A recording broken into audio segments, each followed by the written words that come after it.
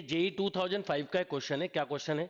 N ellipse has OB as semi minor axis, F F dash its foci and angle F B F dash is a right angle, then the eccentricity of the ellipse. ये question completely अगर आप सही diagram बना ले तो बहुत easily handle कर सकते हैं। देखिए कैसे कि एक इलिप्स दिया हुआ है, इस इलिप्स में आपको ये दिया हुआ दो फोकाई एफ और एफ डैश, और ये हो गया बी, ये हो गया ओ। तो अब आपको ये पता है कि ये एंगल जो है वो 90 डिग्री है। तो अगर ये 90 डिग्री है तो मतलब ये 45 हुआ, तो ये भी 45 हुआ और ये भी 45 हुआ। अब बड़े सिंपल तरीके से कर सकते हैं, ये हो गया ए ई, ये हो गया बी।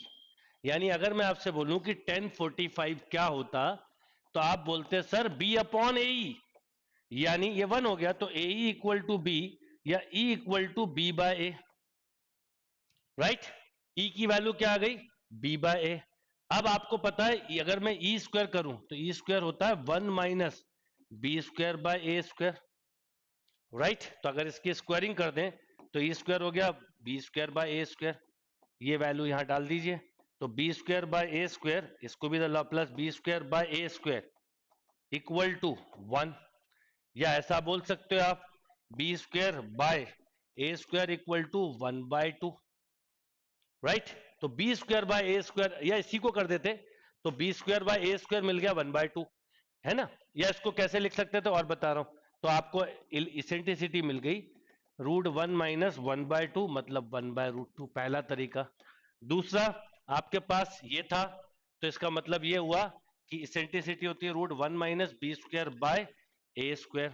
तो आप लिख सकते थे E equal to √1 minus E square. Then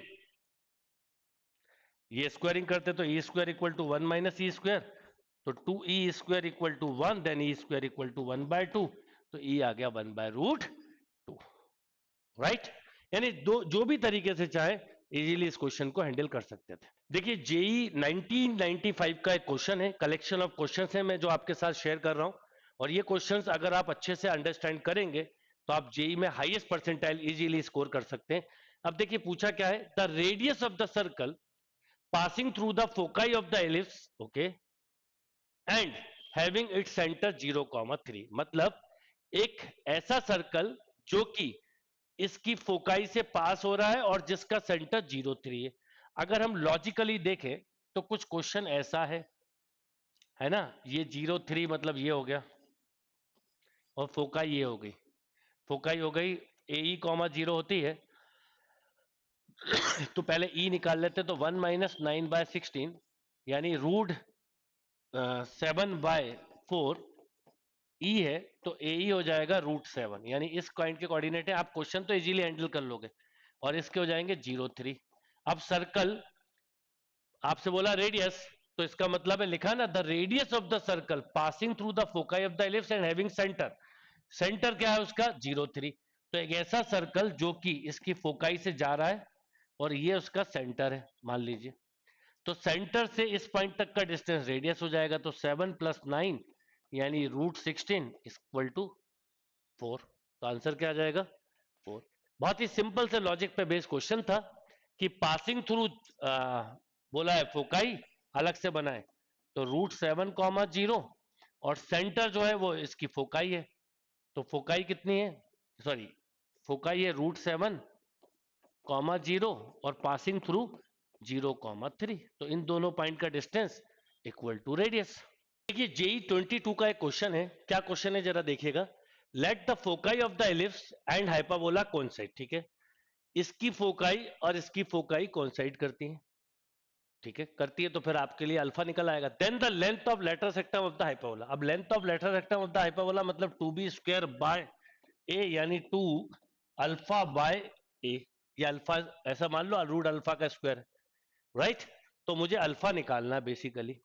अब 2, अच्छा ये आप डिवाइड भी करोगे तो वो तो खैर कैंसिल हो जाएगा, तो 2 अल्फा बाय ए हमको कैलकुलेट करना है, यानी आप 2 के साथ अभी करते हैं हम कैलकुलेट। सबसे पहले बताइए कि फोकाई इसकी क्या होगी, तो ई निकालो 1 माइनस 7/16 यानी 3/4, तो फोकाई हो गई 3,0 प्लस माइनस 3,0 बोल सकते हैं। अब वो फोकाई इसकी फोकाई से मैच करेगी, राइट? तो अगर मैं ध्यान दूं तो एक्स स्क्वायर अपॉन 144/25 है, माइनस वाई स्क्वायर अपॉन क्या लिखोगे आप, alpha by 25, this equal to 1। तो अगर मैं देखूं तो 3 इक्वल टू इसकी फोकाई होगी ए है 12/5 इंटू ई, मतलब इसेंट्रिसिटी आ गई, ये कैंसिल हो गया 4 टाइम, तो 5/4 ये आ गई इसेंट्रिसिटी ऑफ हाइपरबोला। अब आ गया इसेंट्रिसिटी ऑफ हाइपरबोला, तो मैं बी स्क्वायर निकाल सकता हूं, कैसे? क्योंकि बी स्क्वायर इक्वल टू होता है A square into 1 minus, sorry hyperbola में ई स्क्वायर माइनस 1, राइट? तो बी स्क्वायर कितना अभी की डेट में देखो तो अल्फा बाय 25, ए स्क्वायर कितना बेटा 144/25 इंटू 25/16 माइनस 1, ये कैंसिल। अच्छा ये हो जाएगा अल्फा इक्वल टू, ये मिलेगा 9 और ये 9 कैंसिल हो जाएगा तो 81, ये आ गया 81। अब आपके पास ये आ गया 81, तो अब आप क्या लिखोगे बताओ, 2 इंटू 81/25 अल्फा की जगह बाय ए कितना है 12/5, बस थोड़ा केयरफुल है ना, ये तो मिस्टेक हो जाएगी। अब देखिए क्या होगा, ये कैंसिल 5 टाइम्स इससे कंप्लीटली, तो 5 बचेगा, तो 2 इंटू 81/12 इंटू 5, ये कैंसिल 6 टाइम। अब 3 से कैंसिल करोगे तो ये हो जाएगा 27, ये हो जाएगा 2 टाइम्स, तो 27/10। तो करेक्ट आंसर हुआ 27/10। बस थोड़ा केयरफुल करना कि आप वहां पर ए लिखना होता है तो उसका स्क्वायर रूट जरूर ले लेना, बाकी और कोई मिस्टेक आपसे नहीं होगी।